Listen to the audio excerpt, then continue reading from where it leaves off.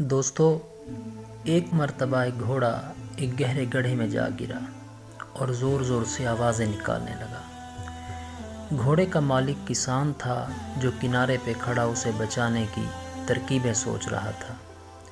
جب اسے کوئی طریقہ نہیں سوجھا تو ہار مان کر دل کو تسلی دینے لگا کہ گھوڑا تو اب بوڑھا ہو چکا ہے، وہ اب میرے کسی بھی کام کا نہیں رہا، چلو اسے یوں ہی چھوڑ دیتے ہیں، اور گڑھے کو بھی تو آخر کسی دن بند کرنا ہی پڑے گا۔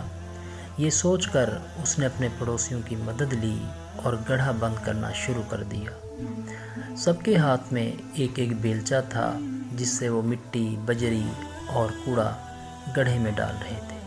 گھوڑا اس صورتحال سے بہت ہی پریشان ہوا۔ اس نے اور تیز آواز نکالنا شروع کر دی۔ کچھ ہی لمحے بعد گھوڑا بالکل خاموش سا ہو گیا۔ جب کسان نے جھانکا تو یہ دیکھ کر حیران رہ گیا کہ جب جب گھوڑے کے اوپر مٹی اور کچرا پھینکا جاتا ہے تب وہ اسے جھٹک کر اپنے جسم سے نیچے گرا دیتا ہے اور پھر گری ہوئی مٹی پر کھڑا ہو جاتا ہے۔ یہ سلسلہ کافی دیر تک چلتا رہا۔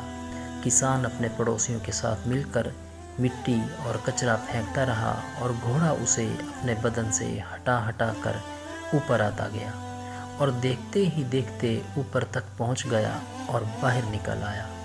یہ منظر دیکھ کر کسان اور اس کے پڑوسی سکتے میں آ گئے۔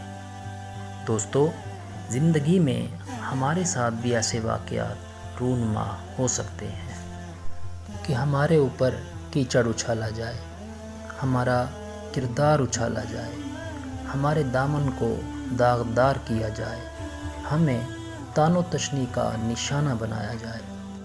لیکن گندگی کے اس بھے سے بچنے کا طریقہ یہ ہرگز نہیں کہ ہم